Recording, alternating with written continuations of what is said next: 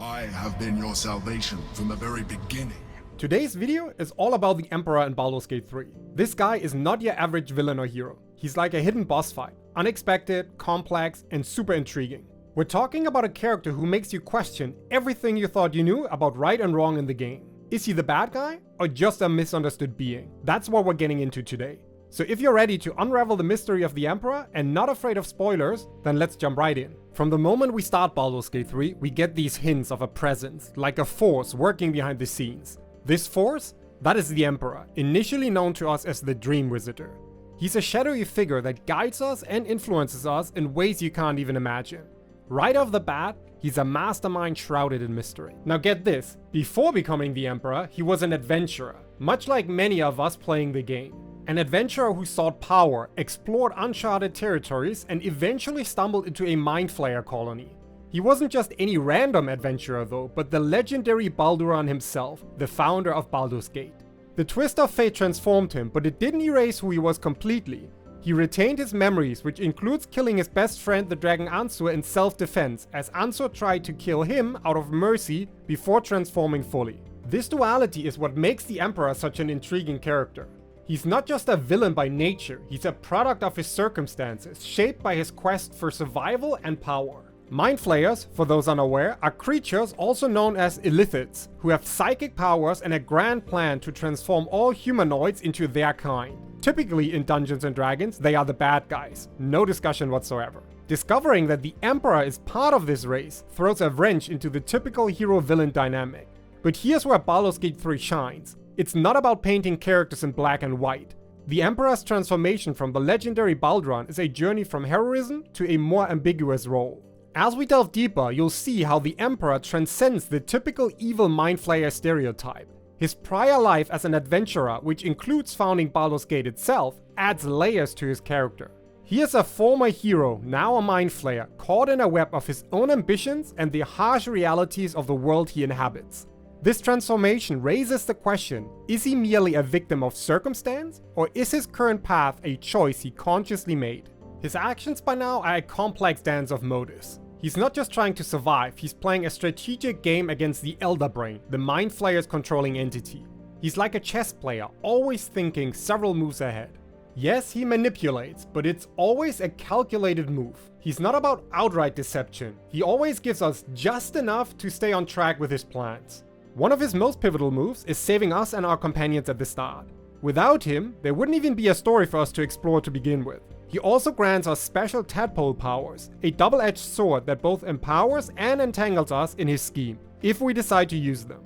Aside from that, he's using Orpheus' magic to ensure our protection. Orpheus being the son of Gith, the first leader of the Githyanki and a major player in the Thrall rebellion that toppled the Illithid Empire thousands of years ago. Now, while the Emperor's use of Orpheus might seem like a benevolent act towards us, it's all part of his larger plan against the Elder Brain as well. The Emperor's every move is mired in layers of survival tactics and cunning strategy. Consider this, his act of granting us powers is not just about helping us, it's about ensuring his own survival and independence. We're a pawn in his chess game against a greater enemy, and this is where it gets interesting. He's not just fighting for personal gain by seeking to rid the world of the Elder Brain. While unwarranted, he's also pursuing a path that probably would be seen as the right choice in a pure good and evil distinction. Now, this fight against the Elder Brain brings us to the heart of the Emperor's character. It's a battle for autonomy, for the right to be his own being, free of the hive mind's control. This struggle adds a relatable human aspect to his character. We all value our freedom, our ability to make our own choices. The Emperor, in his own twisted way, embodies this universal desire for autonomy and self-determination. In this quest for autonomy, the Emperor isn't the only Mind Flayer who exhibits a desire for individuality. A prime example in Baldur's Gate 3 is Omelum, another Mind Flayer who notably breaks free from the hive mind's control. We encounter Omelum in the Underdark, where he presents a stark contrast to the typical Mind Flayer archetype. A member of the Society of Brilliance, Omelum interacts peacefully with others and even assists in providing critical information during the game. His actions, especially in Act 3, where he prioritizes Duke Ravengard's rescue over his own freedom, demonstrate a level of altruism and individuality that challenges our preconceptions of Mind Flayers. Omelum's character, like the Emperor's, pushes us to reconsider the notion of Mind Flayer as inherently evil. Their stories bring depth to the game's narrative, showing that even within a species known for its collective mindset, there are individuals who can transcend this, exhibiting unique traits and moral complexities. It has to be noted though that Omolum seems to be a lot more willing to sacrifice himself for others, while the Emperor appears to mostly cross over to the good side by circumstance. If you've gotten anything valuable out of this video so far, please consider giving it a like to help us grow this channel. Thank you. Now, when it comes to the Emperor, this guy is a labyrinth of moral complexities. He often seems to operate in a gray area, driven by survival rather than conventional notions of good and evil. This ambiguity challenges us to consider his actions within the context of a desire for autonomy, rather than judging it through a simplistic moral lens. Consider his deep political manipulation in Baldur's Gate. The Emperor's enthralling of Duke Stolmon goes way beyond a mere partnership. It's a calculated move that places him covertly at the helm of the city's governance, influencing decisions and shaping the city's future from the shadows. On the surface, this seems like classic villainy, but consider his context. As a mind flayer, survival isn't straightforward. Revealing himself wasn't really an option for him. So it's about staying one step ahead by manipulating the Knights of the Shield, the biggest merchant operation in Baldur's Gate, even if it means bending others to his will. Then there's the matter of how the Emperor sustains himself. He resorts to consuming the brains of criminals. It's a macabre means of survival, yet one could argue there's a method to this madness. Having to consume brains is a necessity for him as a mind flayer. It's about eating or dying. But being able to read minds, he can easily ascertain the guilt of his victims, adding a dark but efficient justice to his actions. It's his way of navigating survival in Baldur's Gate without causing unnecessary bloodshed. A grim but arguably pragmatic approach in a ruthless world. In his interactions with us, the Emperor presents a unique stance. He offers and even strongly suggests that we harness the power of the tadpoles, yet he never forces our hand. If we consistently refuse to use the powers, he accepts our decision, albeit with a hint of disdain and snarky comments. This respect for autonomy, even when it goes against his recommendations, adds another layer to his character. It's not just about manipulation. There's a certain acknowledgement of individual choice, even if begrudgingly so. I mean, we have to remember as well that it is even possible to romance him, having him open up to us in vulnerable ways. Just saying though, while I like the character's complexity, I did not romance a squid. I was faithful to Shadowheart all the way through, at least in my first playthrough. The final act is where the Emperor's moral ambiguity peaks. Faced with the potential to dominate the world by using the Netherbrain, the final evolution of the Elder Brain, he opts to destroy it instead, halting the Mind Flayer invasion and curing the party. This isn't a mere power move, it's a decisive action for freedom and self-determination. It demonstrates that his motivations aren't purely self-serving or malevolent. They're intricately tied to his desire for independence and his unique moral compass. His choice to destroy the Netherbrain, instead of using it to gain absolute control, signifies a profound commitment to his personal goals over broader malevolence. Contrasting this with the Githyanki's morality adds an interesting layer. The Githyanki, traditionally seen as valiant rebels against the Mind Flayers, harbor their own morally questionable goals like genocidal aspirations against other races. This contrast exemplifies the game's complex moral landscape, where the lines between good and evil are blurred and righteousness isn't always clear-cut.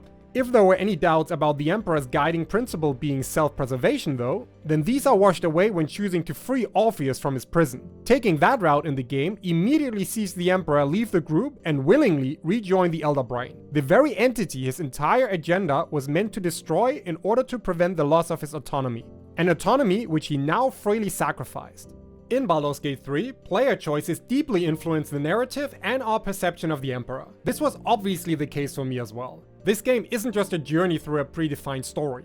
It's an interactive experience where our decisions shape the world and characters around us. A key aspect of this interaction is the freedom to challenge the Emperor's narrative. We're not bound to accept his version of events. Our inquiries and investigations can uncover the whole truth behind his selective revelations. This probing can drastically change how we see his actions, adding layers to his character far beyond the initial portrayal. The game also tests our own moral compass. We're often presented with situations where the right choice isn't clear-cut. For instance, siding with the Emperor might seem reasonable given his assistance and guidance. However, this allegiance can take a sudden turn when we opt to free Orpheus, revealing the Emperor's primary concern for self-preservation as mentioned earlier, even if it means rejoining the very force he's been fighting against. Moreover, our choices extend beyond the Emperor to encompass other characters and factions like the Githyanki. These decisions don't just affect immediate situations, they ripple throughout the narrative, affecting future interactions and the game's climax. In essence, Baldur's Gate 3 places us in a world where choices matter, not just in altering the story's direction, but also in redefining our understanding of complex characters like the Emperor. It's a vivid reminder of the power of player agency in shaping a game's narrative and the moral ambiguities that lie within it. Wrapping up our deep dive into the Emperor from Baldur's Gate 3, it's clear why he's such an awesome character, at least in my opinion. It's not about him being a great guy, far from it. His allure lies in the layers of complexity that make him more than a mere villain or hero. The Emperor embodies the intricate storytelling of the game, where choices have weight and characters are not defined by simple binaries of good and evil. His story challenges us, compels us to think, and ultimately makes the game an enthralling experience. Let me know in the comments below what your impression of the Emperor has been so far, and don't forget to subscribe to the channel for more content like this. Thank you for watching, and see you in the next one.